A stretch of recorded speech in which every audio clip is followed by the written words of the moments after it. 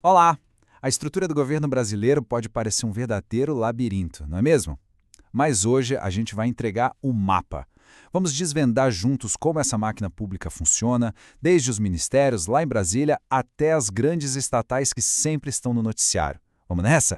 Para começar, vamos pensar um pouco. O que o Ministério, os Correios e a Petrobras têm em comum? A primeira resposta que vem à cabeça é: ué, são todos do governo. E sim, é isso mesmo, mas o jeito como cada um deles se conecta com o Estado é completamente diferente. E é aí que está o pulo do gato para a gente entender tudo. E o segredo todo começa a ser revelado aqui. A administração pública no Brasil, na verdade, tem duas grandes caras, sabe? Duas estruturas principais que organizam todo o funcionamento do governo no dia a dia. De um lado, a gente tem a administração direta, que é o coração, o centro de comando do Estado. E do outro, a administração indireta, que é formada por umas entidades que têm, digamos, vida própria. Essa é a grande divisão. E agora a gente vai mergulhar em cada uma delas. Vamos começar pelo centro de tudo, pelo cérebro da operação. A administração direta é onde as principais decisões políticas são tomadas e, claro, executadas. É o verdadeiro comando central do Estado. Falando de um jeito mais formal, ela é o conjunto de órgãos que estão ligados diretamente ao topo do poder, ou seja, ao presidente da República, aos governadores e aos prefeitos. São eles que tocam as políticas públicas essenciais, aquelas do nosso dia a dia, como saúde, educação, segurança. E o que define a administração direta? Bom, a principal característica, e essa é uma dica de ouro, é que esses órgãos não têm personalidade jurídica própria. O que isso quer dizer na prática? Eles não têm CNPJ. Pense no Ministério da Educação. Ele não é uma empresa, ele é o próprio Estado agindo. E quem trabalha lá? Os servidores públicos e estatutários, que têm um regime de contratação todo próprio, diferente da CLT. Certo. Se a administração direta é o cérebro, a gente pode pensar na indireta como os braços especializados do governo.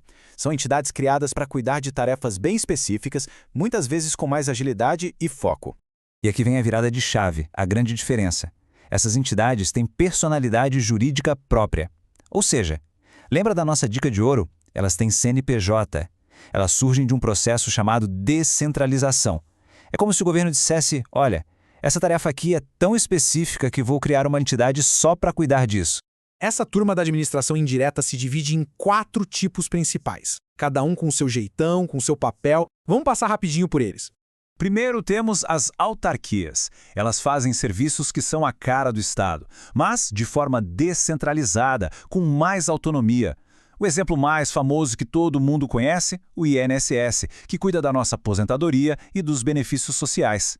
Depois vem as fundações públicas. O foco aqui não é o lucro, mas sim áreas sociais, cultura, pesquisa, saúde, educação. Um exemplo gigante nessa área é a Fiocruz, que é fundamental para a pesquisa em saúde no Brasil.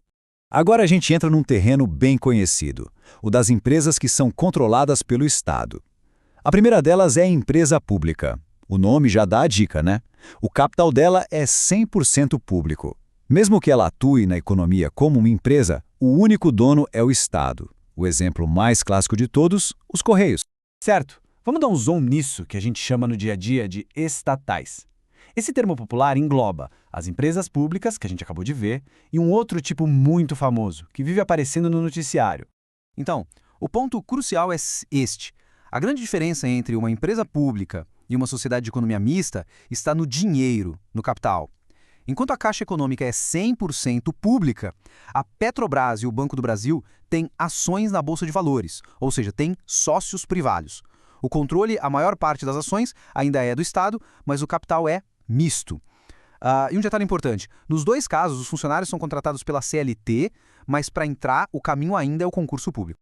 Tudo bem, até aqui a gente viu a estrutura, o quem é quem nesse jogo. Mas, como essa galera toda tem que agir? Pois é, existe um código de conduta, umas regras de ouro que valem para toda a máquina pública, sem exceção.